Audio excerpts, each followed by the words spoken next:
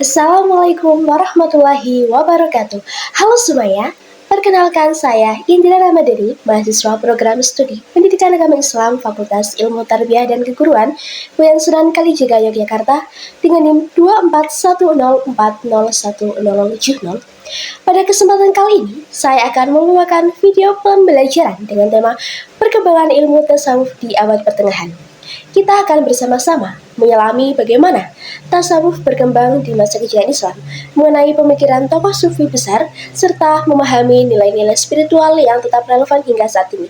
Yuk kita mulai pembelajaran. Bayangkan, hidup di dunia yang penuh dengan hiruk-pikuk kekuasaan, perang, dan kemewahan. Di tengah itu ada sekelompok orang yang memilih jalan sunyi. Mereka meninggalkan ambisi dunia dan mencari satu hal, yaitu kedekatan dengan Tuhan.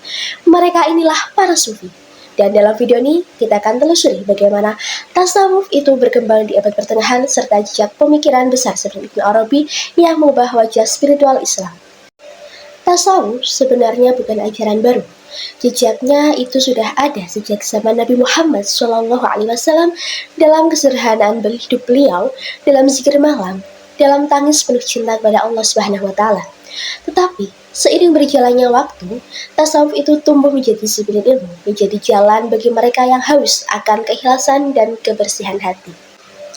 Tasawuf merupakan cabang dalam Islam yang mendalami dimensi spiritual, penyucian hati, dan kedekatan dengan Allah.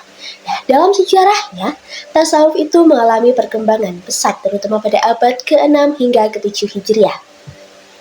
Meskipun istilah tasawuf belum dikenal di masa Nabi Muhammad SAW, namun nilai-nilainya sudah tercermin dalam kehidupan beliau. Akhlak beliau yang mulia, kecintaan kepada Allah Subhanahu wa Ta'ala, kebiasaan bermeditasi dan berzikir, semuanya adalah praktik awal dari tasawuf. Nah, dalam perjalanannya, tasawuf ini menjadi pendekatan mendalam untuk memahami Islam tidak hanya lewat syariat, tetapi juga lewat hati dan kesadaran spiritual. Perkembangan tasawuf pada abad ke-6 dan ke-7 Hijriah. Di abad ke-6 dan ke-7 Hijriah, tasawuf itu mulai berkembang ke arah yang lebih sistematis dan filosofis. Para sufi pada masa ini itu tidak hanya berlatih secara spiritual melalui riyadah dan mujahadah, tetapi juga mulai menyusun teori-teori keilmuan yang mendalam. Konsep seperti kasyaf atau penyingkapan, tajalli atau manifestasi ilahi, dan wahdatul wujud atau kesatuan eksistensi dan hulul itu menjadi bahan kajian yang serius.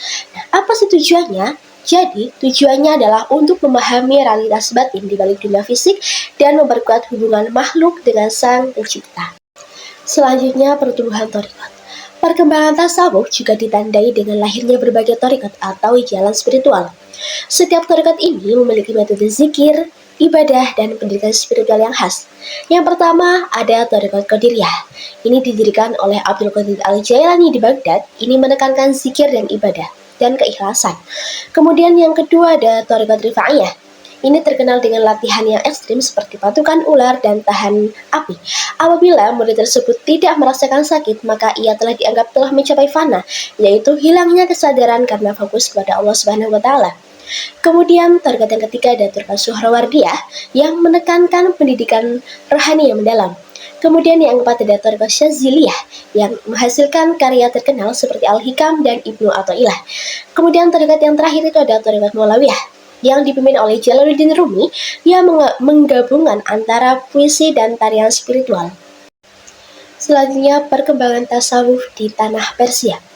Masuknya Islam ke Persia ini membawa pengaruh besar terhadap perkembangan tasawuf.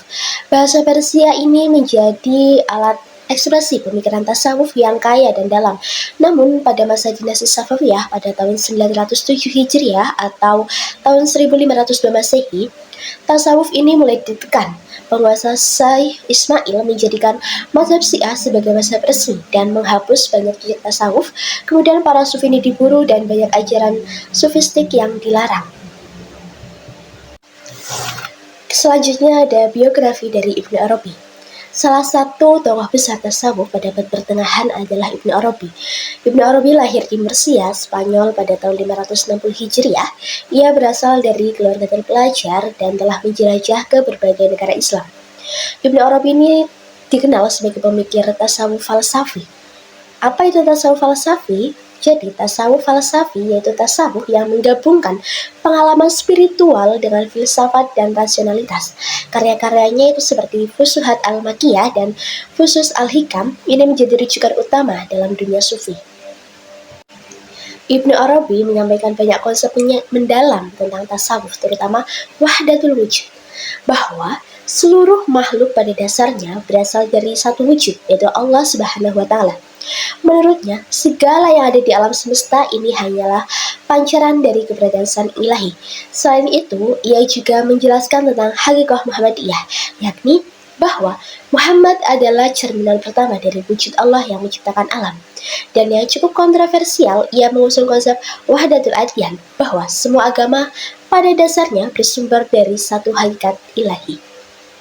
Selanjutnya kita akan membahas pemikiran atau ajaran dari Ibnu Arabi. Beberapa ajaran utama Ibnu Arabi yang terkenal, yaitu yang pertama adalah wahdatul wujud.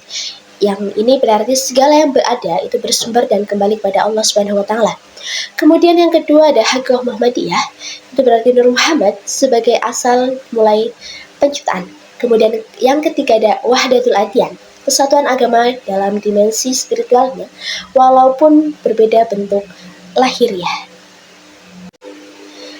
Dari pemaparan materi tentang perkembangan ilmu tasawuf di abad pertengahan yang sudah saya jelaskan tadi, kita dapat mengambil kesimpulan bahwa dari sejarah panjangnya tasawuf telah menjadi bagian penting dalam khazanah intelektual dan spiritual Islam. Tasawuf ini tidak hanya berbicara tentang ibadah lahiriah, tapi lebih dalam tentang hati, cinta, dan perjalanan menuju Tuhan. Meskipun menghadapi tantangan, khususnya di wilayah Persia, tasawuf ini tetap bertahan dan memberikan pengaruh besar di berbagai belahan dunia Islam, termasuk Indonesia. Pada hari ini, nilai-nilai tasawuf seperti keikhlasan, kesederhanaan, dan introspeksi diri tetap relevan untuk diterapkan di kehidupan kita saat ini. Demikianlah penjelasan mengenai perkembangan ilmu tasawuf di abad pertengahan. Semoga video ini bisa menambah pemahaman kita tentang salah satu sisi paling dalam dan tradisi keilmuan Islam. Tasawuf ini bukan hanya tentang zikir dan wirid, tetapi juga tentang bagaimana kita menyucikan hati, hidup dengan penuh cinta, dan kembali pada Allah dengan cara yang lembut. Terima kasih atas perhatiannya. Jika ada kekurangan dalam penyampaiannya, saya mohon maaf yang sebesar-besarnya. Wassalamualaikum warahmatullahi wabarakatuh.